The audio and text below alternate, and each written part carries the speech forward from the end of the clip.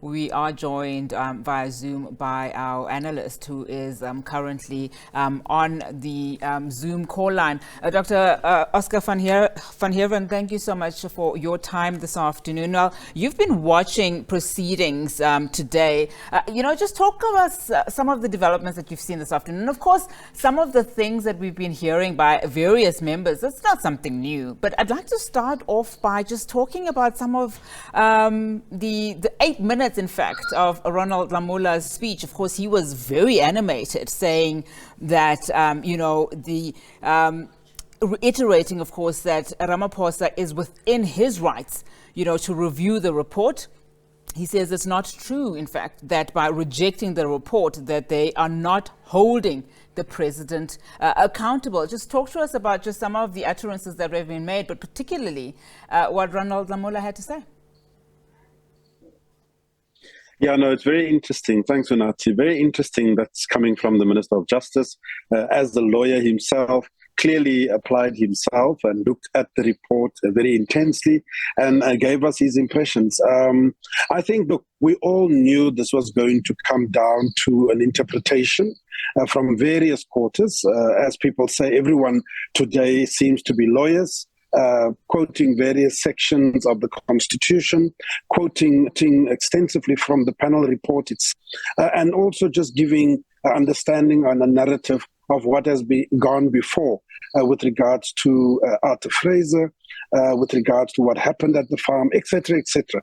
And so I think that we've seen a conglomeration of various parliamentarians coming to the fore and expressing a particular view that says either they support the report or they reject the report. I think Minister Lamola's input, what I found interesting with it is the clarification around accountability, because there was beginning to be a narrative, particularly from the opposition parties, that unless we go for impeachment against the president, that is tantamount to not holding him accountable. And I think the minister is clarifying to say that by engaging with the report, by debating the report, and ultimately by accepting or rejecting the report, according to him, that is holding the president accountable. Just before the DA called for a division, of course, Mapisa Ngakula, the speaker, put a question, of whether the impeachment process should proceed to the House. And of course, there was a resounding no. And we know, of course, that was coming from ANC MPs. Just talk to us about what the next steps mean then, especially now that they have, called for the division by the DA. And of course, they will be reconvening in about 10 minutes' time. What are we likely then to see? Look, I mean, I think that we owe it to the public. The parliament owes it to the public to not just give us who can howl the loudest.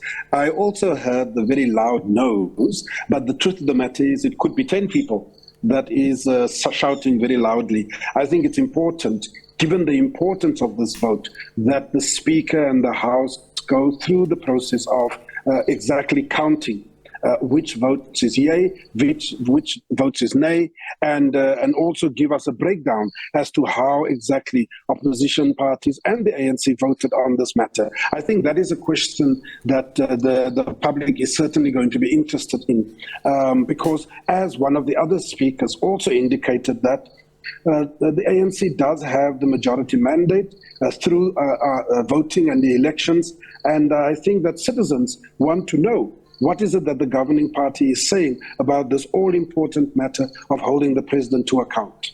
In fact, in one of the debates, the DA reminding members that, they should remember their oath in office and vote with a clear conscience, which is really at the center of why most of the members were calling for this secret ballot. Well, you see, I think that's an important point that is being made by the DA. Obviously, people must uphold their oath of office. Obviously, they must vote with their conscience.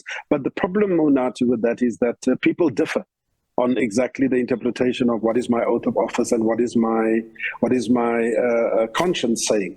For example, one of the things that I have that came to the fore for me whilst watching the various inputs from the various political parties was the fact that I think there is some disconnect, in my opinion, between the process that is followed in Parliament with regards to the impeachment process and the role of the judiciary. But, you know, there's a generally accepted norm that anyone, and I think one of the parliamentarians did say this, besides the fact that we are all equal before the law, but anyone has recourse to the judiciary, to the courts, including the president. And I think that that proposal that sort of came from the Good Party was an attempt to try and navigate that disconnect. That how is it that the parliament can take a particular course of action? Dr. van Heerden, let's pause for now.